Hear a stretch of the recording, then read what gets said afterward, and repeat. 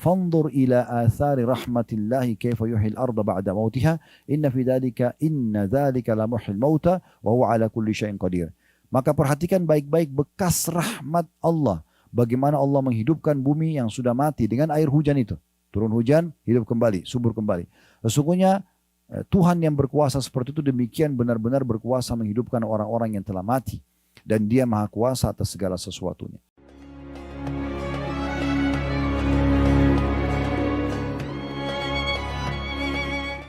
Oke, Assalamualaikum warahmatullahi wabarakatuh. Alhamdulillah, wassalatu wassalamu ala rasulillah. Segala puji dan puja kehadirat Allah subhanahu wa ta'ala, juga salawat dan taslim kepada Nabi besar Muhammad sallallahu alaihi wa ala alihi wa sahbihi wasallam.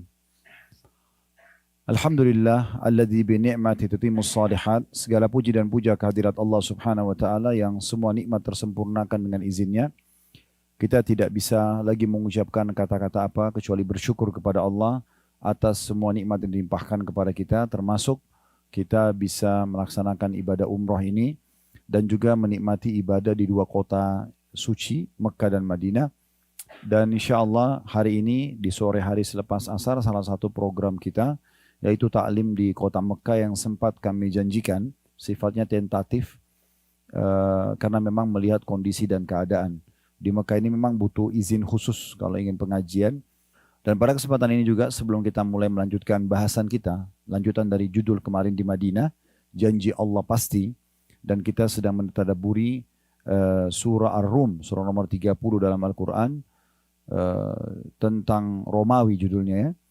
Kita mulai dari ayat 6 sampai ayat 60. Cuman memang kemarin kita baru menyelesaikan dari 6 sampai 19. Dan insya Allah nanti kita akan lanjutkan mulai sore ini di ayat ke-20-nya. Baik, kita masuk ke ta'lim kita, melanjutkan judul kita, dan ini episode kedua tentang masalah janji Allah itu pasti. Ya.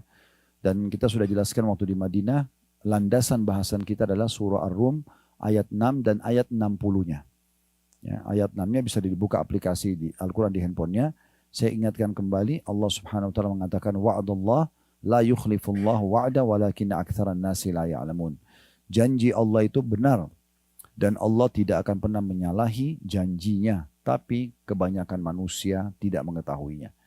Contoh misalnya janji Allah subhanahu wa ta'ala, orang yang beriman, beramal soleh akan diberikan ketentraman hidup, diberikan rezeki, di dunia mereka bahagia, di akhirat mereka bahagia. Dan ulama bertolak ukur dari pernyataan seperti ini, kalau ada orang mukmin yang masih merasakan kesengsaraan dan bermasalah, berarti ada dosa. Karena dosa inilah yang menjadi penyebab datangnya kesengsaraan. Jadi bukan karena dia beriman dan beramal soleh. Ya, tapi orang beriman dan beramal soleh, janjinya Allah pasti benar, mereka akan bahagia. Dan ini jelas. Kemudian begitu juga orang-orang yang membangkang, orang yang melakukan kemaksiatan, ini tidak luput dari hukuman Allah subhanahu wa ta'ala. Kecuali yang Allah kasihani karena dia bertobat kepada Allah dengan tulus, Allah selamatkan dari hukuman. Tapi umumnya akan datang hukuman. Ya. Dan Allah berikan kesadaran kepada hamba-hambanya tentang kesalahan yang dia lakukan.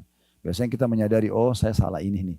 Ya, setelah sekian lama berlalu waktu, misalnya kita sakit, gangguan orang, ada saja masalah, sedih dan seterusnya. Ini Allah SWT berikan sinyal-sinyalnya agar kita menangkap, oh ternyata karena ini permasalahannya.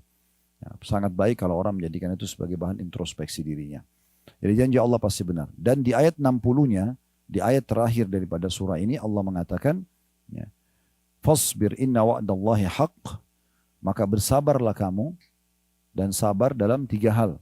Sabar dalam mengerjakan ketaatan. Kayak kita sholat, duduk majelis ilmu seperti ini, ya, sholat malam misalnya, sholat 5 waktu di masjid, tutup aurat, mencari pendapatan halal, terus saja kita mengontrol diri kita supaya di rel syariat Allah subhanahu wa ta'ala.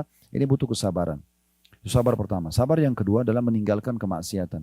Setiap orang di antara kita pasti punya peluang untuk berbuat dosa. Siapa yang tidak punya peluang berdosa untuk berzina, untuk menipu, untuk membunuh, untuk apalah, memukul dan seterusnya. Semua orang punya peluang untuk itu. Tapi pada saat datang kesempatan itu kita bersabar. Artinya tidak mengikuti ya, perbuatan buruk tersebut. Dan yang ketiga, sabar akan ujian harian. Sakit, gangguan orang dan seterusnya, ini kita bersabar dengan berharap pahala di sisi Allah subhanahu wa ta'ala. Dan sabar ya, itu adalah menerima keputusan Allah dan ikhtiar mencari jalan keluar. Itu sabar. Jadi misalnya kita tidur malam hari sehat, tapi pagi harinya bangun sakit. Maka berarti ujian Allah sudah datang. Tugas kita sabar. Apa itu sabar? Kita menerima dulu itu sebagai keputusan dari Allah, kemudian kita ikhtiar mencari jalan keluar untuk berobat. Ya, itu namanya bersabar. Nah ini Allah mengatakan di ayat 60-nya. Saya sengaja hubungkan dulu ayat 6 sama ayat 60 karena memang ini judul kita. Janji Allah pasti. Landasan judul ini adalah dua ayat ini. Di ayat 60 saya ulangi, fasbir inna wa'dallahi haq, maka bersabarlah kamu, sesungguhnya janji Allah itu benar, wala yastakhifannaka alladhina la yuqinun, dan sekali-kali janganlah orang-orang yang tidak yakin tentang kebenaran ayat-ayat Allah, janji-janji Allah tentang surga, tentang neraka, ya, itu menggelisahkan kamu atau membuat kamu meninggalkan keimanan dan keyakinan kepada Allah Subhanahu wa taala. Baik, kita sekarang melanjutkan tadabbur ayat kita. Kita akan masuk ke ayat 20 setelah kemarin di Madinah kita sudah menyelesaikan sampai ayat 19. Ya.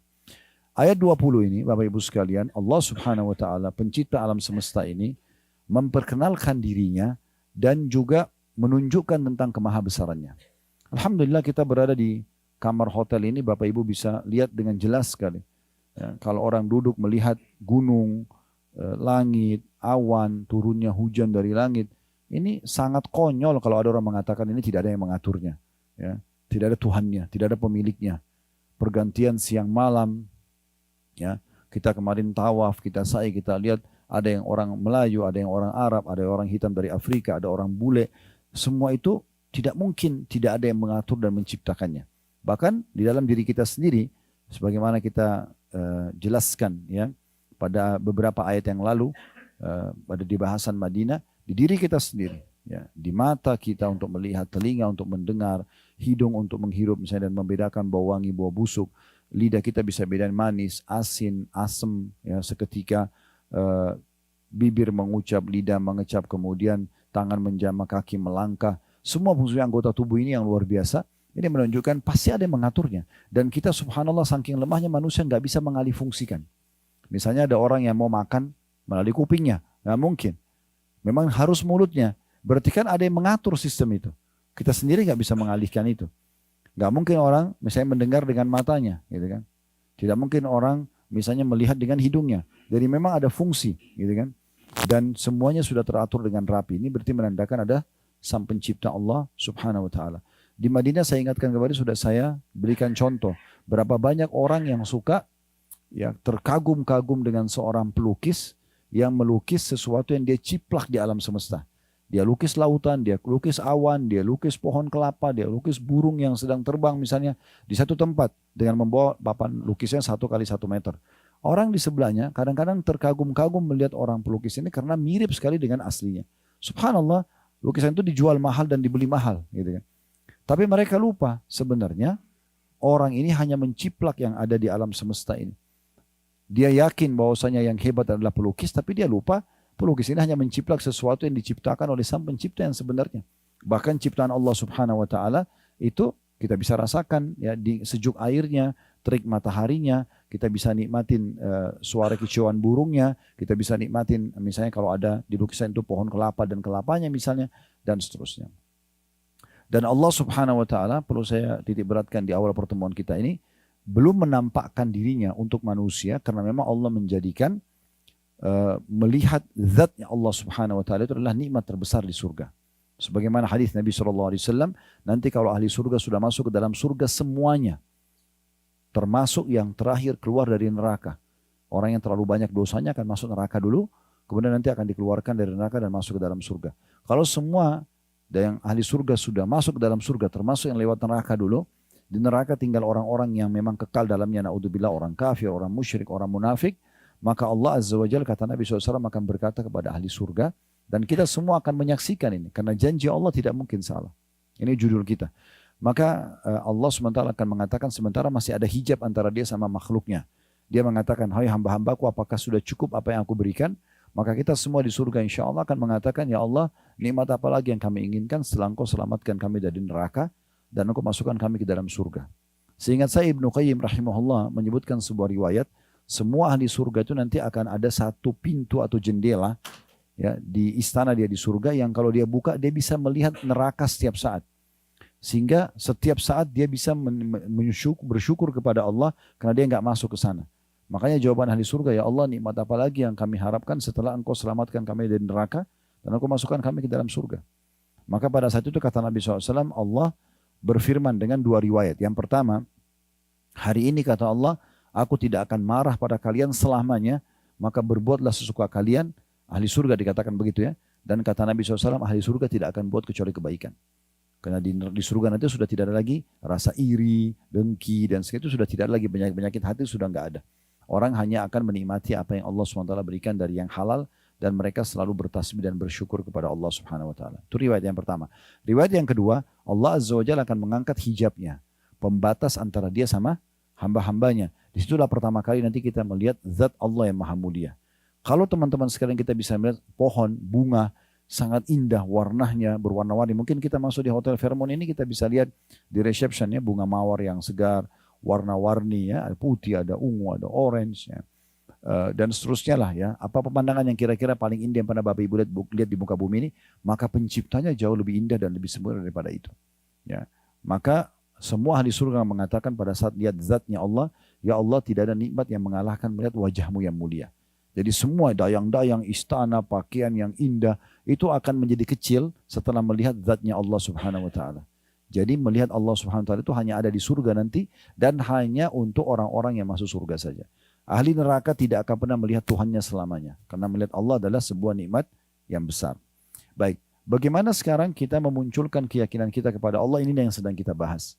Ya, yang kita bahas agar kita sampai pada titik ternyata, oh iya benar ya janji Allah itu benar dan Allah itu benar ada.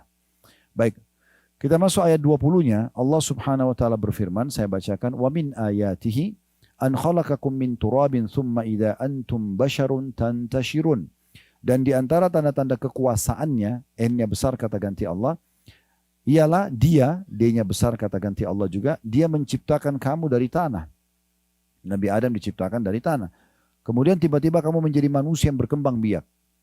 Ya, dalam sebuah riwayat Bukhari kata Nabi SAW, Allah menciptakan Nabi Adam dari tanah tembikar, tanah liat yang berwarna hitam, gitu kan? Lalu kemudian diciptakan Nabi Adam dari situ, dan Allah menciptakan malaikat dari cahaya. Allah menciptakan jin dari api. Ya, sebab iblis tidak mau sujud disebutkan dalam surah Al-Baqarah, dia mengatakan ana khairum min. Aku lebih baik daripada dia. Khalaqtani min nari wa khalaqtahu min tin. Karena engkau ciptakan aku dari api sementara engkau ciptakan dia dari tanah. Ya, jadi di sini ada penyebutan tentang masalah iblis mengakui dia diciptakan dari api dan Adam dari tanah. Tapi ini cuma alasan saja untuk menolak beriman kepada Allah Subhanahu wa taala, karena dia sebenarnya mengharapkan iblis berharap dia bisa menjadi pemimpin di muka bumi. Karena jin sudah ada lebih dulu sebelum manusia. Kita ini Bapak Ibu sekalian makhluk terakhir di muka bumi ini. Ini semua burung-burung dengan populasinya, serangga, semua hewan-hewan, tumbuh-tumbuhan, air, api, udara, ini semua sudah ada sebelum kita, jauh sebelum kita. Manusia adalah makhluk terakhir. Makanya pada saat Nabi Adam AS diciptakan, iblis sudah ada. Iblis sudah ada, tapi iblis suruh sujud tidak mau. Malaikat sudah ada. Malaikat sujud, maka malaikat sujud. Dan sujudnya ini bukan sujud penyembahan, tapi sujud karena patuh kepada Allah Subhanahu wa taala. Mirip dengan kenapa kita sujud menghadap Ka'bah. Ka'bah itu bangunan biasa. Ya, batu saja sama semen, dikasih kain gitu kan. Jadi bukan karena Ka'bahnya, bukan karena fisik, tapi karena ada perintah Allah Subhanahu wa taala. Kalau perintah Allah sujud ke laut, kita sujud ke laut.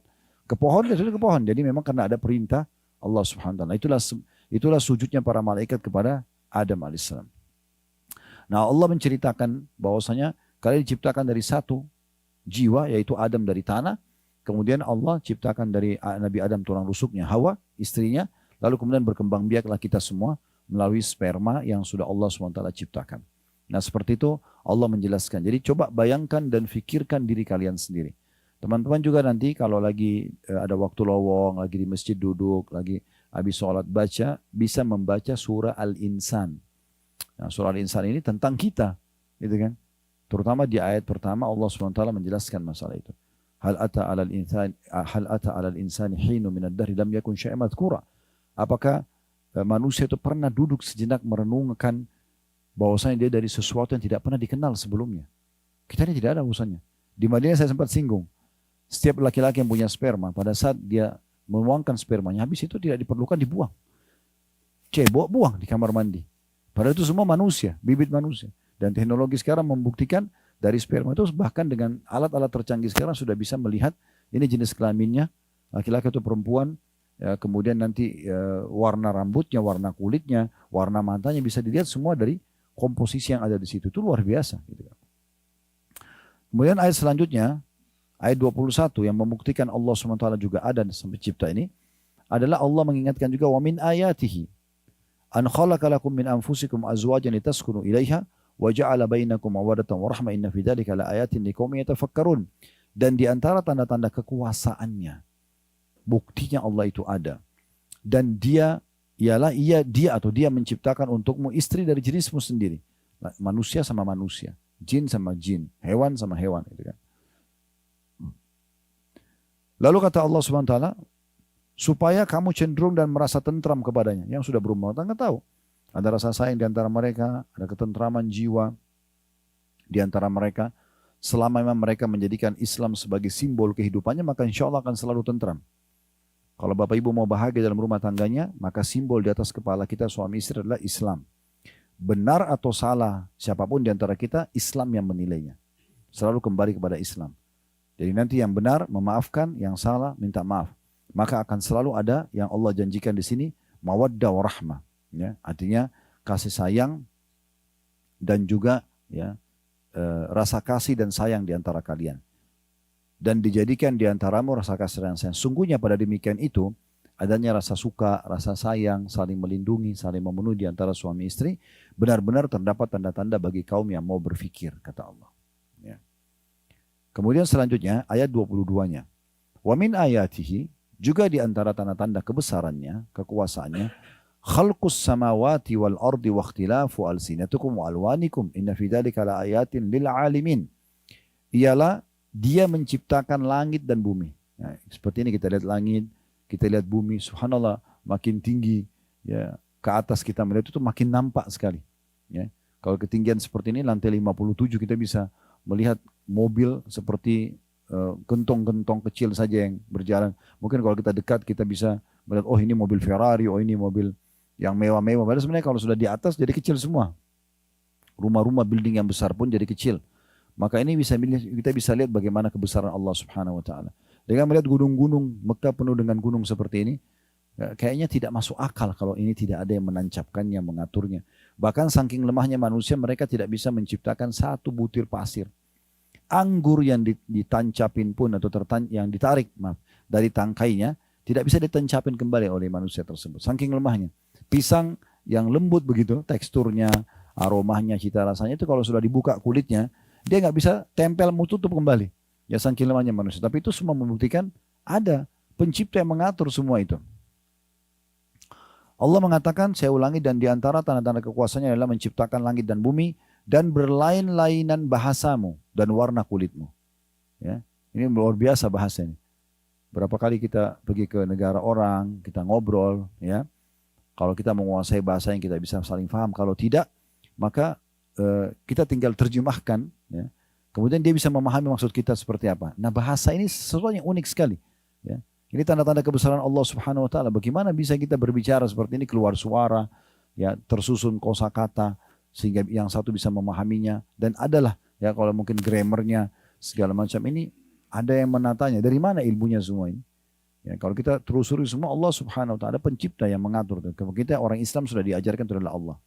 Betul juga dengan warna kulit dijadikan tanda-tanda kebesaran Allah. Ada yang putih sekali, ada yang sedang, ada yang somatan, ada yang hitam.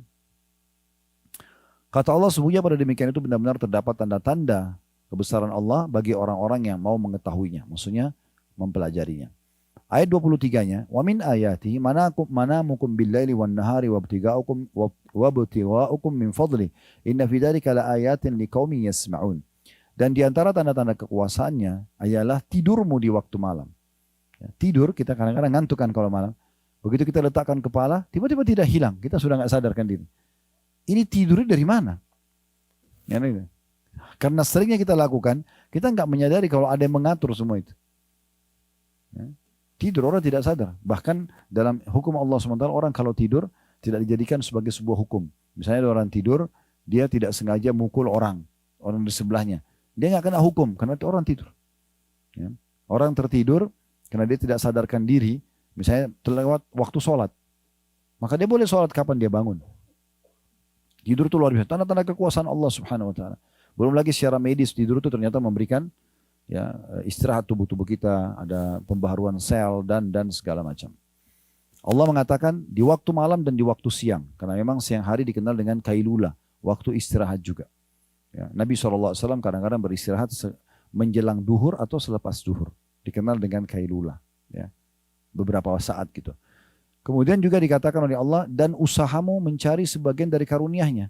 Semua manusia terarahkan untuk mencari pekerjaan, cari pendapatan, supaya sama standarnya, bisa makan, bisa minum, bisa beli baju, bisa penuhi kebutuhannya, bisa beli rumah dan seterusnya. Ini yang mengatur ke arah itu siapa? Kan harus ada yang mengatur semua ini, sehingga manusia kayak satu arah. Semuanya mencari pendapatan, semuanya juga akan memenuhi kebutuhannya. Dan kebutuhannya sama. Kita tidak bicara varian itemnya. Ya, misalnya yang satu makan ini, yang satu makan itu, tidak. Tapi intinya adalah makan, minum, tidur, beli pakaian, pekerjaan, kendaraan, ini sama. Ini kok terarah ke situ? Ini siapa yang mengaturnya semua? Jadi itu Allah singgung di sini. Sesungguhnya pada yang demikian itu benar-benar terdapat tanda-tanda bagi kaum yang mau mendengarkan, mau dengar, mau merenungi, maka dia akan ambil pelajaran. Ayat 24-nya, wa min ayatihi yurikumul barka khawfan wa tama wa yunazzilu minas sama'i ma'an fayuhyi bihi al-ardha ba'da mautiha. Inna fi dzalika laayatin liqaumin yaqilun. Dan di antara tanda-tanda kekuasaannya, Allah itu benar ada. Dia memperlihatkan kepadamu kilat untuk menimbulkan ketakutan dan harapan. Ya, subhanallah, kita sering lihat kilat di langit ya. Tadi sebelum Bapak Ibu datang sempat mendung dan ada kilat kelihatan, apalagi di tempat tinggi seperti ini kelihatan sekali gitu kan. Allah, dari mana kilat itu? Ya, tegangan listrik yang sangat tinggi. Ya. Maka Allah mengatakan tanda-tanda kekuasaannya dia memperlihatkan kepada kalian kilat. Untuk apa? Menimbulkan rasa ketakutan dan harapan. Takut akan hukuman Allah, harapan agar Allah berikan keselamatan. Dan dia juga menurunkan hujan dari langit. Ya. Lalu menghidupkan bumi dengan air hujan itu sesudah matinya. Sesungguhnya pada yang demikian itu benar-benar terdapat tanda-tanda bagi kaum yang mau menggunakan akalnya. Ya. Subhanallah, Bapak Ibu sekalian, masuk akal nggak? Kalau keran air kita di kamar mandi, tiba-tiba nyala sendiri. Kita tidak bicara kalau rusak ya. Pasti kita akan heran, siapa yang nyalain tuh? Nggak mungkin, gitu kan? Artinya kalau keran di kamar mandi saja kita tidak mungkin dia keluar sendiri tanpa dibuka, tanpa yang ada yang gerakkan kerannya, maka bagaimana dengan air yang turun dari langit ini? Kadang-kadang bahkan pernah lihat ya, di jalan raya, setengahnya kena hujan, setengahnya enggak. Kok bisa gitu? Kan itu jelas sekali tanda-tanda kekuasaan Allah subhanahu wa ta'ala. Belum lagi kadang-kadang bumi itu kering sekali. Allah turunkan hujan, tiba-tiba tumbuh rumput. Gitu kan. Saya subhanallah pernah waktu masih ngontrak rumah, Allah subhanahu wa ta'ala berikan beberapa tahun yang lalu. Di belakang rumah saya tidak terlalu perhatikan, ada sedikit taman. Mungkin cuma 2 minggu barangkali, itu 3 minggu ya. Saya biasanya memang ke belakang, lihat, siram tanaman. Itu tuh kebetulan dengan kesibukan tidak sempat. Lebih keluarga saya yang lakukan. Tapi tiba-tiba saja setelah 3 minggu kalau tidak salah, saya ke belakang, loh ada pohon pepaya. Saya nggak pernah tanam gitu. Pohon pepaya itu tumbuh dan sudah ada buahnya kecil gitu. Subhanallah, maha suci Allah yang begitu mudahnya Allah kalau mau menciptakan sesuatu. Dan manusia sebenarnya tinggal melihat tanda-tanda kebesaran itu. Dan dia tinggal beriman kepada Tuhannya, lalu dia nikmati apa yang dibolehkan. Harusnya begitu.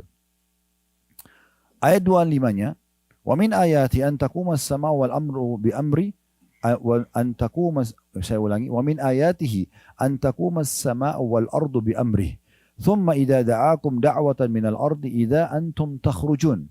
Dan di antara tanda-tanda kekuasaannya ialah berdirinya langit, ini yang kita bisa lihat sekarang, dan bumi dengan iradatnya, dengan izinnya, dengan pengaturan dari sisinya. Kemudian apabila dia memanggil kamu sekali panggil dari bumi, nanti pada saat kita meninggal, dikubur semua di kuburan, maka pada saat itu Allah menyuruh kita bangkit dengan satu tiupan sangkakala, ya. Maka seketika itu kamu akan keluar dari kubur. Kemudian ayat 26-nya Allah mengatakan walahu man fis samawati wal ardi kullun lahu qanitun.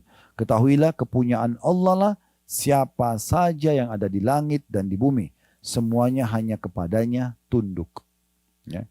Nah, dari sini ada satu rahasia penting teman-teman sekalian. Di saat Bapak Ibu menghadapi masalah apapun, Maka ketahuilah masalah itu sebenarnya adalah teguran dari Allah tentang adanya masalah antara kita dengan Allah Subhanahu wa taala. Jadi Allah berikan teguran melalui makhluknya. Makanya sebagian salaf mengatakan, saya tahu saya punya dosa kepada Tuhan saya di saat saya lihat perubahan sikap pasangan saya. Di saat ada perubahan di tunggangan saya dan di saat ada tikus di rumah saya. Mereka saking pekanya karena kalau tidak masalah sama Allah harusnya janji Allah benar dong.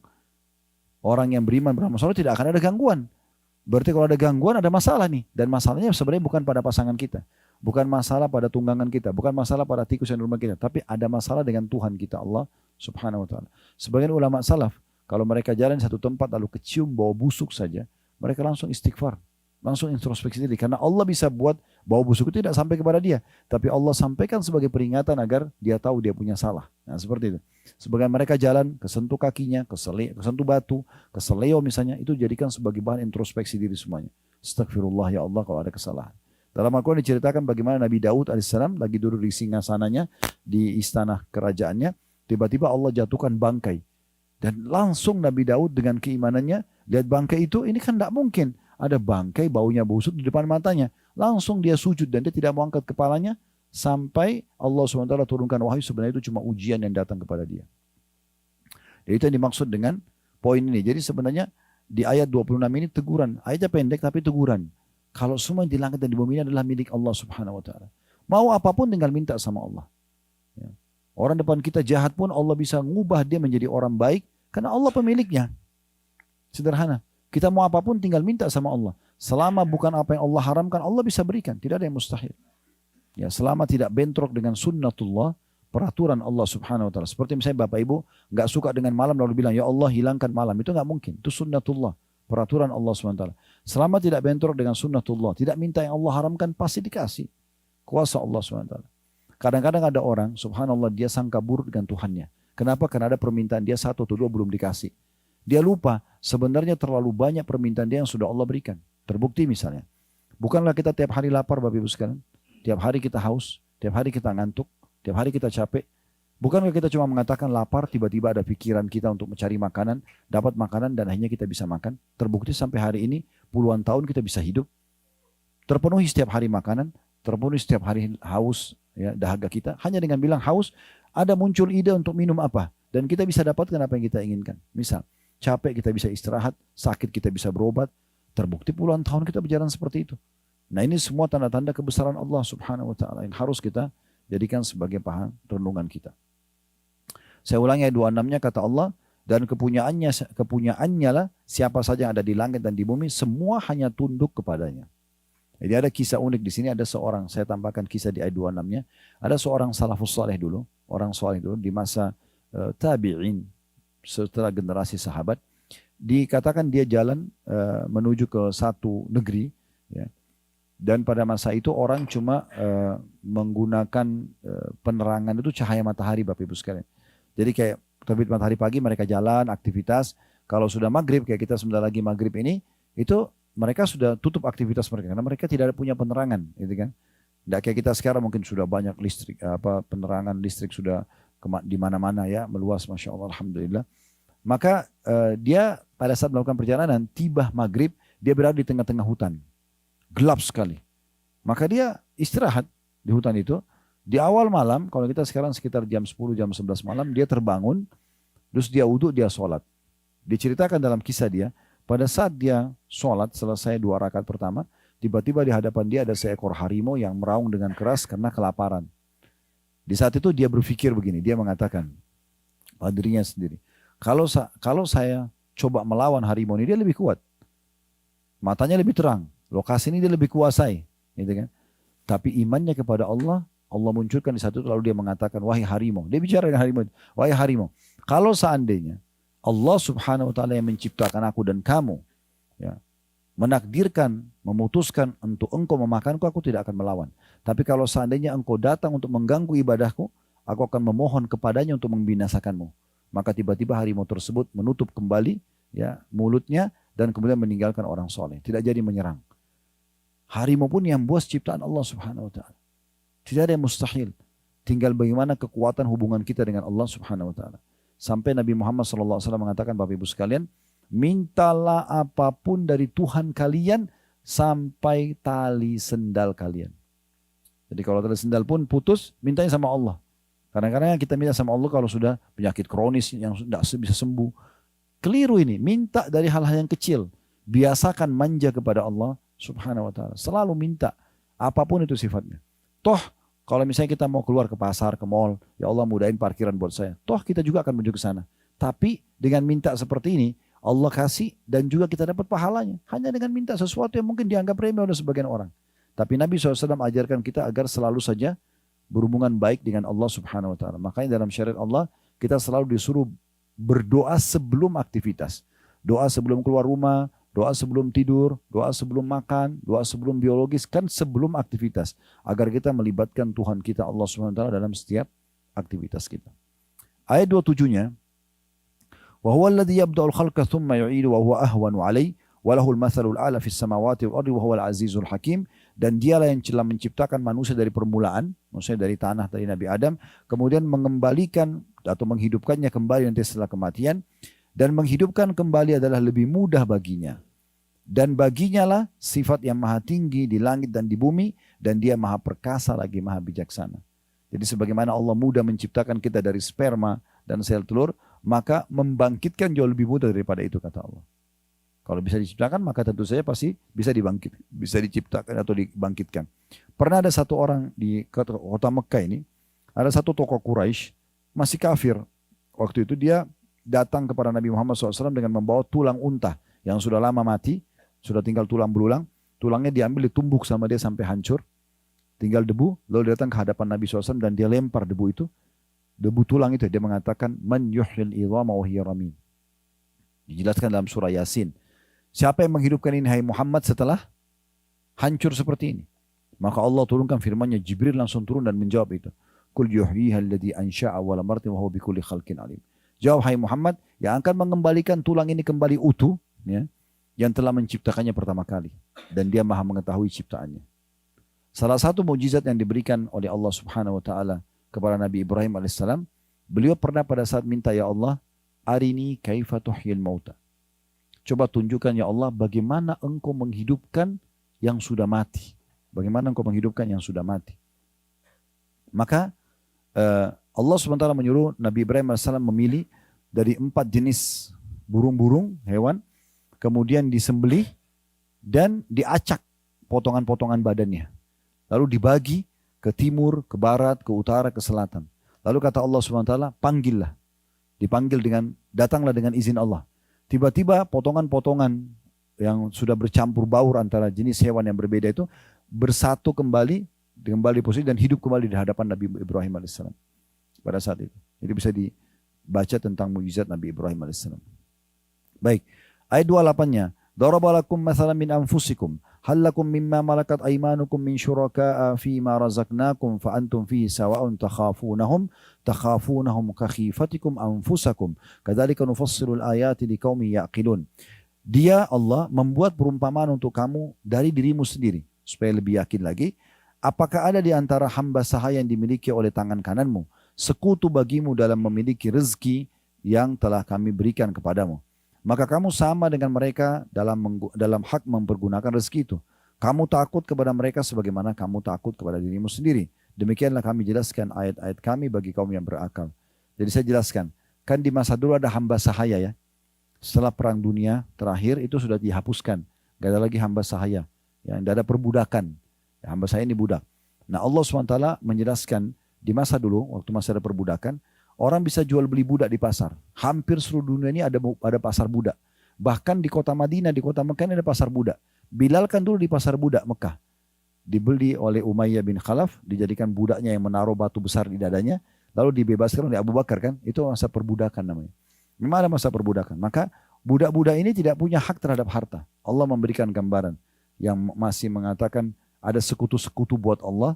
Seperti orang-orang Mekah datangkan patung-patung. Lalu kemudian mereka anggap patung-patung itu adalah sekutu-sekutu Allah. Kemarin sudah dipanjang lebar dijelaskan di musim wahyu ya. Maka Allah berikan perumpamaan. Kira-kira masuk akal nggak sih kalau kamu punya seorang budak yang kamu beli di pasar, gitu kan? Kemudian tiba-tiba dia jadi pemilik harta seperti kamu dan kamu sama dia sama-sama punya hak. Maka orang yang dulu hidup di masa dulu ini tahu tentang masalah ini. Tidak mungkin sama. Karena Buddha itu bagian daripada harta kita. Bukan dia memiliki harta kita. Seperti itulah. Maka Allah mengatakan ini perumpamaan. Apakah memang masuk akal? Aku yang ciptakan kamu, aku yang berikan kamu segala sesuatunya. Lalu tiba-tiba kamu datangkan sekutu-sekutu dari patung, dari pohon. Lalu kamu bilang ini sama dengan aku. Seakan-akan Allah bilang begitu. Bagaimana caranya? Apa haknya dia untuk disembah? Seperti sebagian orang pakai jimat, sembah patung, sembah pohon. Apa haknya makhluk-makhluk tersebut? Kita sama benda-benda itu sama sebagai makhluk. Kan gitu. Makanya Imam Nawawi rahimahullah mengatakan, sungguh aku heran melihat orang-orang yang meminta-minta pada kuburan. Padahal dalam kuburan itu adalah manusia seperti dia yang sudah jadi tulang belulang. Tidak bisa berikan apa-apa. Kalau dia yakin pemilik kuburan itu, walaupun orang soleh, bisa memberikan manfaat bagaimana dengan Tuhannya kuburan itu? Tuhannya manusia dalam kuburan itu. Kenapa nggak minta langsung kepada Allah Subhanahu wa ta'ala. Ayat 29-nya, balittaba'a alladziina zalamu ahwa'ahum bighairi ilm, faman yahdi man adallallah wa ma lahum min nasirin. Tapi orang-orang yang zalim mengikuti hawa nafsu mereka tanpa ilmu pengetahuan. Maksudnya mereka datangkan sekutu-sekutu buat Allah atau meyakini ada Tuhan selain Allah. Maka siapakah yang akan menunjuki orang-orang yang telah disesatkan oleh Allah? Dan tiada bagi mereka seorang penolong pun. Artinya, kalau mereka sudah mengambil keputusan seperti itu, berarti mereka sudah sesat. Dan mereka tidak akan ada penolong lagi. Tidak ada yang bisa mengembalikan mereka mengenal Allah, kecuali Allah itu sendiri bila Allah inginkan. Ayat 30-nya Allah mengatakan kepada Nabi Muhammad SAW dan menyuruh kita mengikuti ini. Fa'akim wajhaka lid-dini hanifa.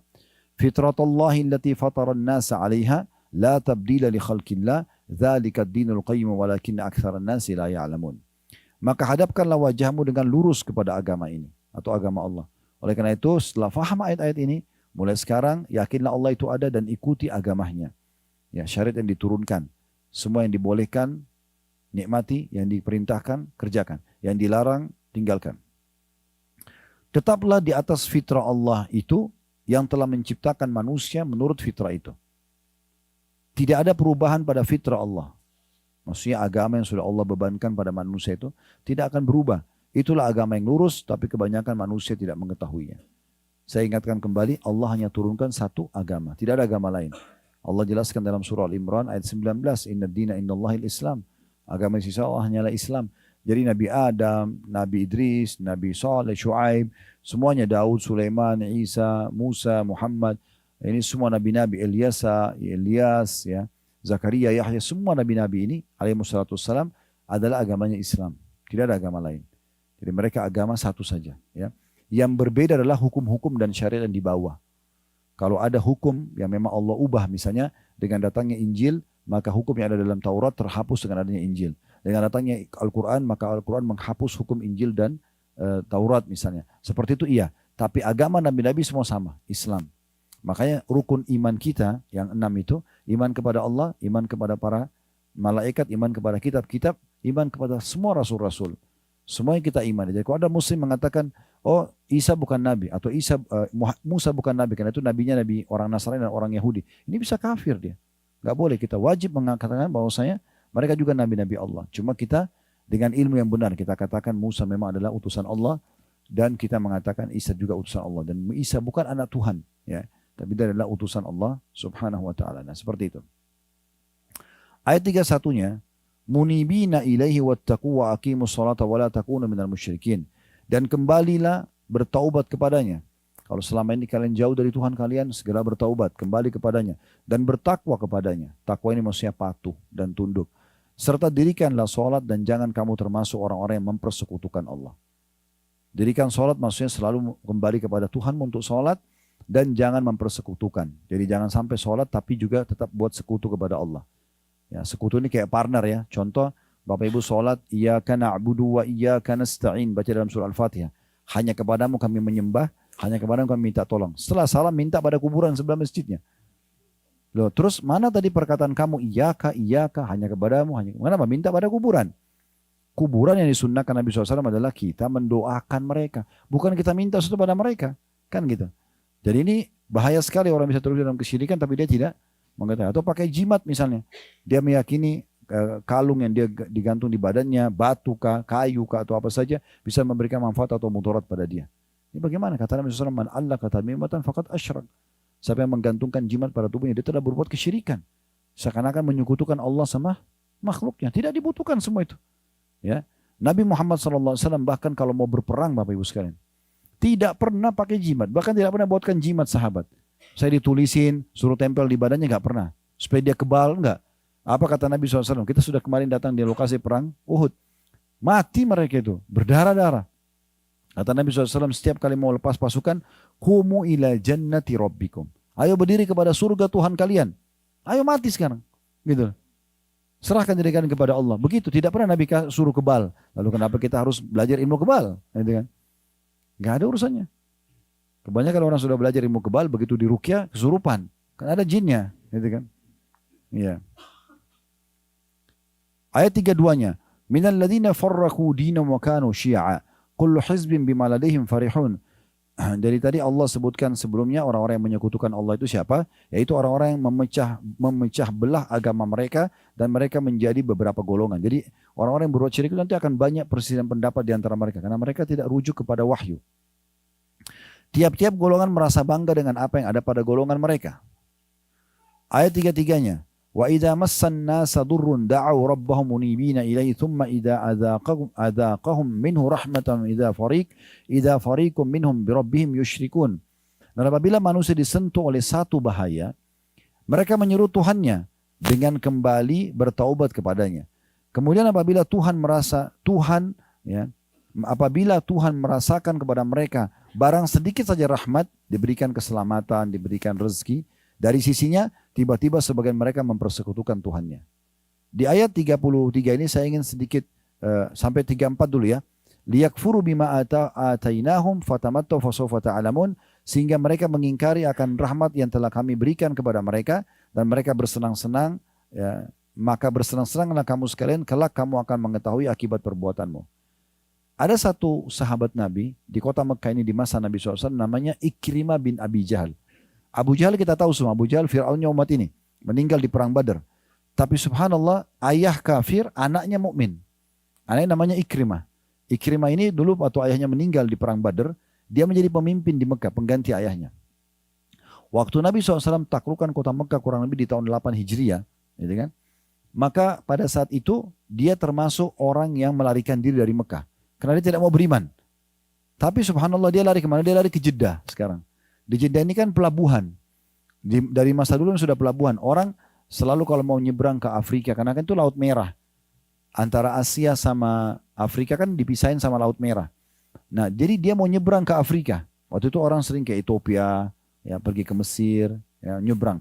Dia ingin melarikan diri ke Ethiopia waktu itu, supaya tidak masuk Islam. Di atas kapal, subhanallah, kuasa Allah, kapalnya dihantam oleh ombak. Dan di situ rata-rata yang di atas kapal orang-orang musyrik semua seperti dia, penyembah-penyembah berhala yang menyekutukan Allah. Yakin Ka'bah ini rumahnya Allah, tapi yang ciptakan langit Allah, tapi dia datangkan patung juga sebagai sekutunya Allah. Dianggap Tuhan-Tuhan lain gitu ya. Maka Ikrimah diperlihatkan oleh Allah SWT waktu kapal dihantam oleh ombak yang keras, orang-orang di kapal itu pada minta-minta pada Tuhan mereka, patung itu. Tolong bantu kami, tolong bantu kami. Tapi ombak makin keras, maka mereka karena ketakutan patungnya dilempar, akhirnya mereka angkat tangan ke langit lalu minta, ya Allah selamatkan kami. Itu Ikrimah lihat sendiri. Maka Ikrimah pada saat itu dibuka oleh Allah SWT fikirannya, ya, hatinya. Dia berpikir, inilah yang didakwakan oleh Muhammad selama ini. Kita nggak boleh sembah berhala ini. Dan Allah perlihatkan depan mata, kalau patung-patung tidak bisa memberikan manfaat di saat bahaya sedang datang. Dan akhirnya mereka kembali kepada Allah juga. Maka dia kembali ke Mekah lalu dia beriman kepada Nabi SAW. Dan akhirnya mati syahid radhiyallahu anhu di salah satu peperangan muslimin. Gitu ya. Nah, ini Allah katakan. Jadi mereka itu kalau ditimpakan bahaya, ya, sudah susah sekali, sudah mentok gak ada solusi, kembali kepada Allah. Kenapa gak dari awal kepada Allah? Kenapa harus selalu bergantung pada makhluk, bergantung pada jin, bergantung pada dukun gitu kan? Kenapa gak langsung kepada Allah?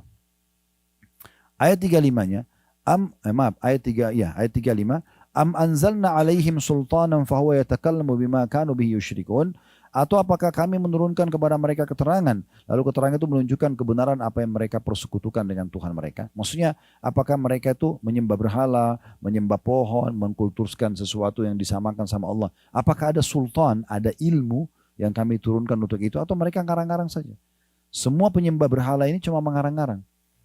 Di Ka'bah ini waktu Nabi SAW bebasin kota Mekah ada 360 patung. Patung ini mereka yang ukir matanya, mereka yang ukir hidungnya, mulutnya, mereka yang warnain, mereka yang kasih nama, mereka yang pikul diletakkan di situ dan kalau rusak, retak, mereka yang tambal kembali. Dipanggil Tuhan. Makanya dikenal dengan masa jahiliyah. Gimana caranya patung yang tidak bisa ngomong dijadikan sebagai Tuhan gitu. Kemudian ayat 36-nya, wa idza azaqna an-nasa rahmatan farihu biha wa in tusibhum sayyi'atun bima qaddamat aydihim idahum yaqnatun. Dan apabila kami rasakan sesuatu rahmat kepada manusia, nikmat Allah berikan kesehatan, keturunan, pasangan, niscaya mereka gembira dengan rahmat itu. Dan apabila mereka ditimpa suatu musibah atau bahaya disebabkan kesalahan yang telah mereka kerjakan. Ini tadi saya bilang, jadi ujian itu datang biasanya memang karena kesalahan kita, introspeksi diri ya. Yang dikerjakan oleh tangan mereka sendiri, maka tiba-tiba mereka berputus asa. Ayat 37-nya, awalam yarau anna Allah yabsutu rizqa liman yasha'u wa yaqdir. Inna fi dzalika laayatin liqaumin yu'minun.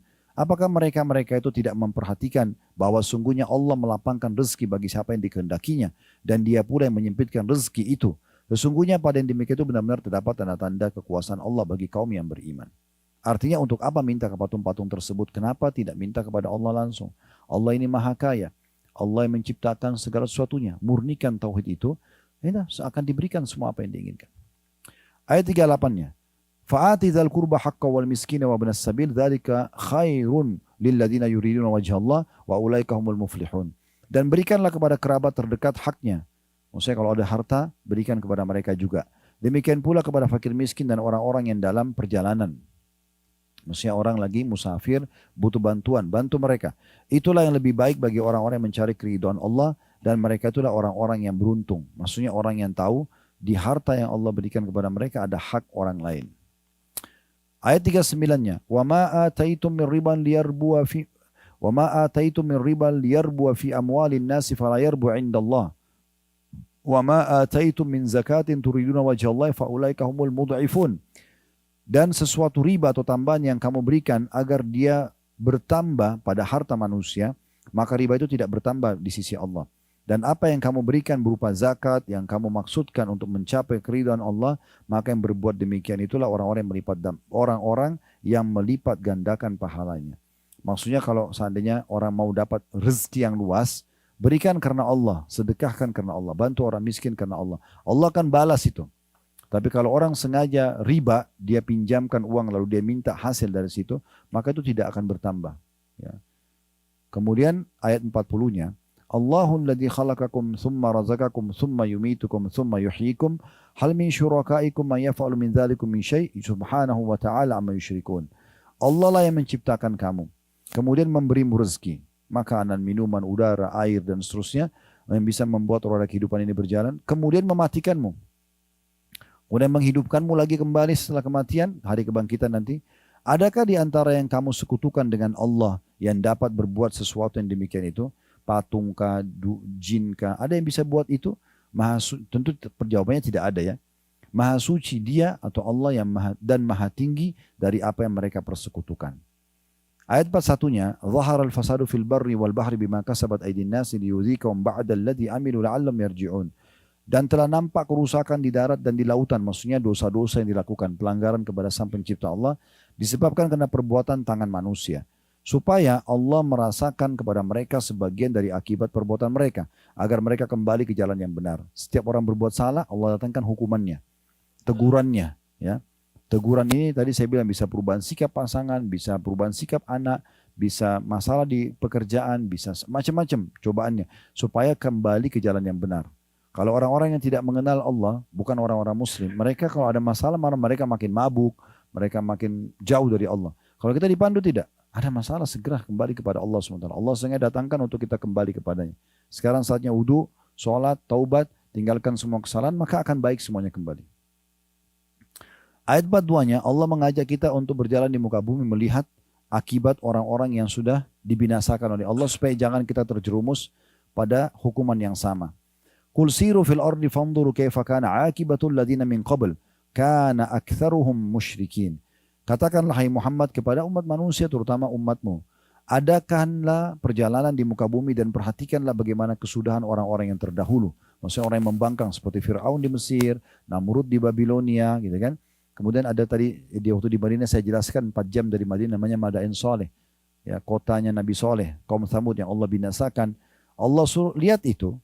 Ya, kebanyakan mereka itu Allah binasakan karena mempersekutukan Allah dengan sesuatu.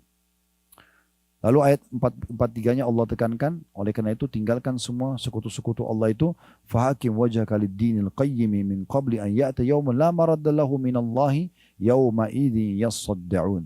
Oleh karena itu hadapkanlah wajahmu kepada agama yang lurus atau Islam. Ikuti saja ajaran, mana yang diperintahkan kerjakan, yang dihalalkan nikmati, yang dilarang jauhi, ya. Sebelum datang dari Allah suatu hari yang tidak dapat ditolak kedatangannya, maksudnya hari kiamat. Dan pada hari itu orang pada terpisah-pisah. Ya, maksudnya terpisah-pisah itu nanti kita masing-masing walaupun suami istri, walaupun orang tua sama anak, di hari kiamat nanti di mahsyar, kita tuh melarikan diri dari orang-orang semuanya. Termasuk orang terdekat. Allah bilang dalam ayat lain, yauma yafiru mar'u min akhi. Pada hari kiamat orang lari dari saudaranya, wa ummihi wa abi, ayahnya, ibunya dan ayahnya, wa sahibati wa bani, pasangan hidup dan anak-anaknya. Kenapa? Likulli imri'in minhum yawma idin sya'nu yughni. Karena pada hari itu semua manusia berharap bisa menyelamatkan dirinya. Maka Allah ingatkan, jangan datang nanti hari kiamat yang orang sudah berpisah baru mau taubat.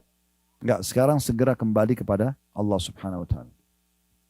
Ayat 44-nya, man kafara fa alaihi kufru wa man amila shalihan fali anfusihim yamhadun. Barang siapa yang kafir maka dia sendiri yang menanggung akibat kekafirannya itu. Dan barang siapa yang beramal saleh maka untuk dirinya sendirilah mereka menyiapkan tempat yang menyenangkan. Siapa yang mau dengar ini, mereka beriman kepada Allah, mereka amal saleh, maka mereka telah memiliki panduan hidup dan di dunia, di akhirat mereka akan dapat tempat yang menyenangkan, maksudnya surga. Ya. Ayat 45-nya, liyajziyal ladina amanu wa amilu solihati min fadli innahu la yuhibbul kafirin. Agar Allah memberikan pahala kepada orang-orang yang beriman dan beramal saleh dari karunia-Nya, sesungguhnya Dia tidak menyukai orang-orang yang ingkar. 46-nya, wa min ayatihi, kembali lagi Allah bilang dan tanda-tanda kekuasaannya, ayursilar riyaha mubashiratin wa liyudhiqakum min rahmati wa litujzi wa litajriya wa litajriya al-fulku bi amri wa litabtagu min fadli wa la'allakum tashkurun. Saya ulangi ya. Wa min ayati an yursilar riyaha mubashiratin wa liyudhiqakum min rahmati wa litajriya al-fulku bi amri wa litabtagu min fadli wa la'allakum tashkurun. Dan di antara tanda-tanda kekuasaannya adalah bahwa Dia Allah mengirimkan angin sebagai pembawa berita gembira. Kita kalau kena hembusan air, angin, kita merasa nyaman ya. Nah itu ada kayak berita gembira Allah kasih. Dan untuk merasakan kepadamu sebagian dari rahmatnya. Dan supaya kapal dapat berlayar dengan perintahnya. Dan juga supaya kamu mencari karunia-Nya. Mudah-mudahan kamu bersyukur. Artinya apa yang aku sudah siapkan ini pakai sebagai fasilitas tapi untuk tunduk kepadaku. Ya. Menjalankan perintahku. Supaya bersyukur gitu. 47-nya, walaqad arsalna min qablika rusulan ila qaumin faja'uhum bil bayyinati fantaqamna minal ladzina ajramu wa kana haqqan 'alaina nasrul mu'minin. Dan sungguhnya kami telah mengutus sebelum kamu beberapa orang rasul kepada kaumnya. Mereka datang kepada kaumnya dengan membawa keterangan-keterangan yang cukup. Allah itu ada, Allah menciptakan, ini halal, ini haram. Lalu kami melakukan pembalasan terhadap orang-orang yang berdosa, yang tidak mau ikut dan beriman. Dan kami selalu berkewajiban menolong orang-orang yang beriman.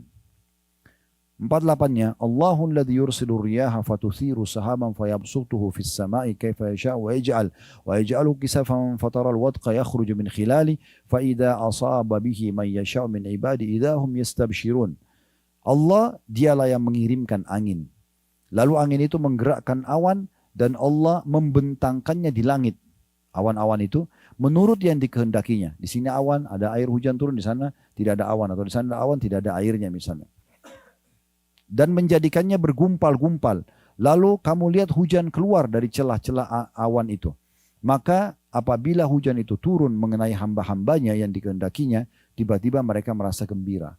Dengan turun hujan mereka merasa nyaman, tumbuh-tumbuhan jadi subur, ya. Kemudian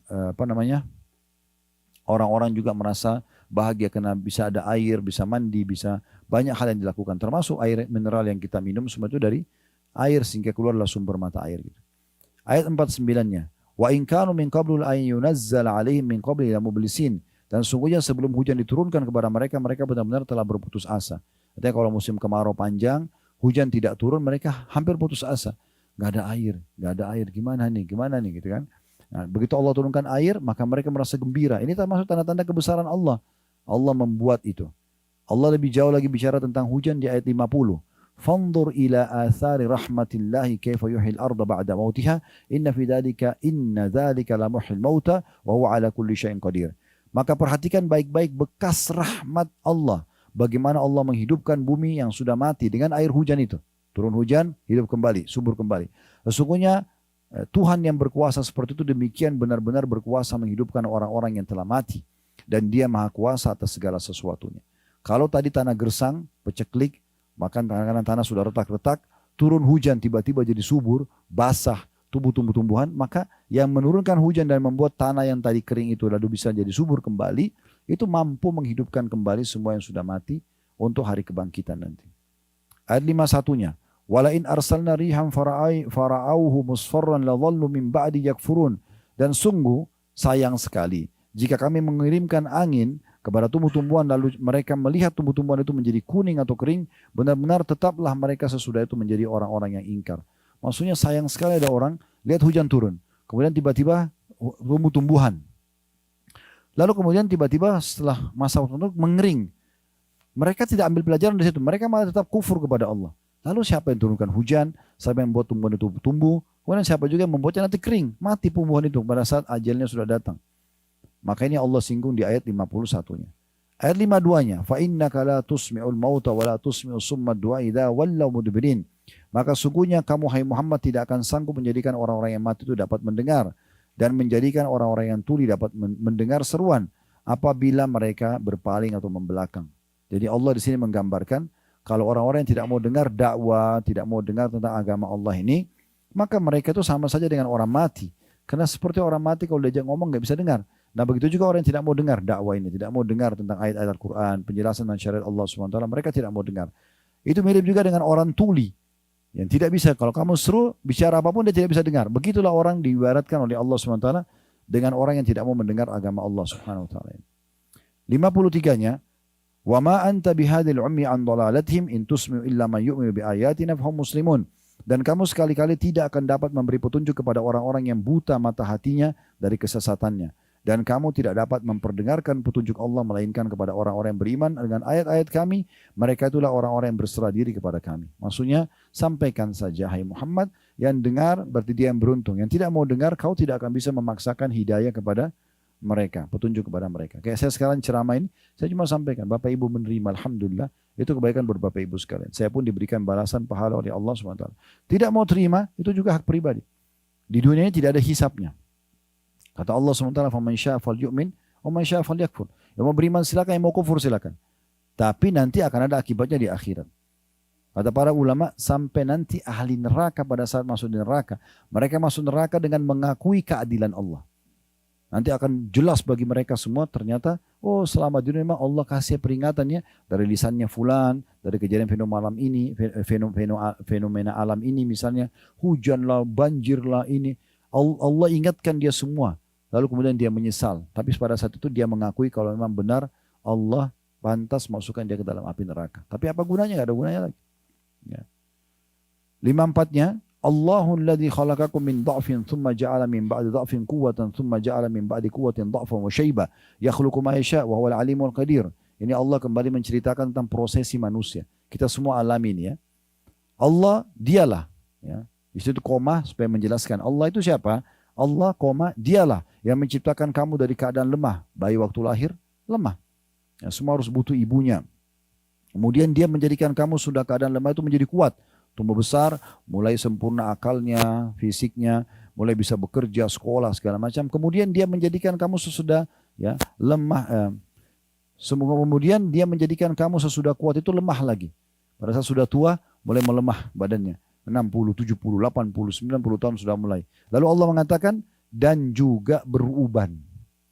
Ya, orang tidak bisa luput dari situ. Allah berikan tanda-tanda kebesaran di situ. Dia menciptakan apa yang dia kehendaki dan dialah yang maha mengetahui lagi maha kuasa. Ayat 55-nya, wa yawma taqumus saatu yuqsimul mujrimuna ma labithu ghaira sa'ah kadzalika kanu yufakun. Dan ketahuilah pada hari kiamat nanti, hai hamba-hambaku, aku kasih bocoran kalian sekarang. Bersumpahlah orang-orang yang berdosa. Nanti di hari kiamat pada saat dibangkitkan. Mereka tidak berdiam dalam kubur melainkan sesaat saja. Seperti demikianlah mereka selalu dipalingkan dari kebenaran. Maksudnya mereka pada saat dibangkitkan mereka kaget. Seperti baru sesaat hidup di dunia. lalu melalui kuburan, lalu sekarang dibangkitkan lagi menuju kepada kehidupan abadi. Ya. Ayat 56-nya, wa qala alladziina utul ilma wal imana laqad labistum fi kitabillahi ila yaumil ba'ts fa hadza yaumul ba'tsi walakinnakum kuntum la ta'lamun. Dan berkatalah orang-orang yang diberi ilmu pengetahuan dan keimanan selama di dunia kepada orang-orang kafir nanti di akhirat pada saat mereka masuk, orang yang beriman masuk surga, orang kafir masuk neraka. Sesungguhnya kamu telah berdiam dalam kubur menurut ketetapan Allah sampai hari kebangkitan ini, maka inilah hari berbangkit, akan tetapi kamu selalu saja tidak meyakininya. Jadi tidak ada manfaatnya nanti kalau di hari kiamat orang baru menyesal, tidak ada gunanya. Saya ingatkan kembali di Madinah saya sempat sebut, mudah-mudahan sudah ditadaburi ya, bisa baca surah nomor 23, surah Al-Mu'minun ayat 99 sampai 115. Ya, tolong dibaca itu, bagaimana Allah gambarkan penyesalan nanti orang kafir pada hari kiamat karena mereka tidak beriman, otomatis juga tidak beramal soleh selama di dunia. Ayat 57-nya, فَيَوْمَ إِذٍ لَا يَنْفَعُ الَّذِينَ ظَلَمُوا مَعْذِرَتُهُمْ وَلَا هُمْ يُسْتَعْتَبُونَ.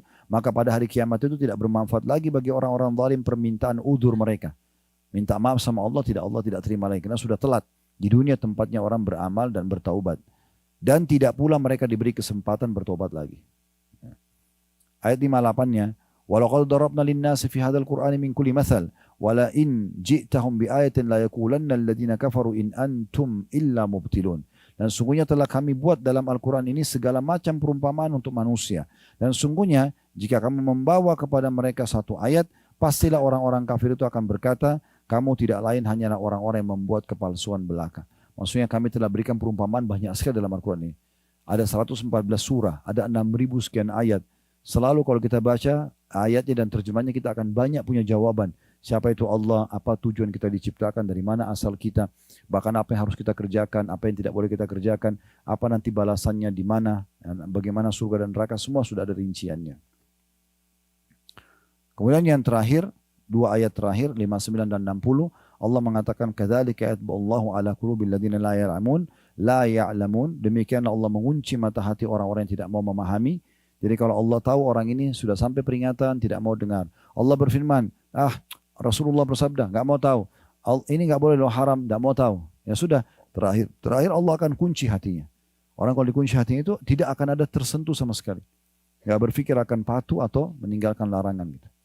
Lalu Allah mengingatkan semua orang beriman di penutupan ayat 60-nya, fasbir inna wa'dallahi haqq. Bersabarlah kamu dalam mengerjakan ketaatan, meninggalkan larangan, ya, bersabar atas ujian harian. Tadi sudah kita jelaskan di pembukaan kita itu ya. Wala yastakhifannaka lillazina la yuqinun. Dan jangan sampai orang-orang yang tidak yakin dengan semua ini membuatmu putus asa atau menggelisahkanmu. Maksudnya membuat kau nanti merasa terganggu. Jauhi aja mereka, patuh saja. Maksudnya mulai sekarang bangun tidur kalau masih dikasih umur, udah sholat, puasa, zikir, kerjakan apa semua sampai ajal datang akan terima balasannya. Nah seperti itu kurang lebih gambaran daripada ayat-ayat ini. Allahu a'lam. Dengan begini alhamdulillah bahasan kita sudah selesai.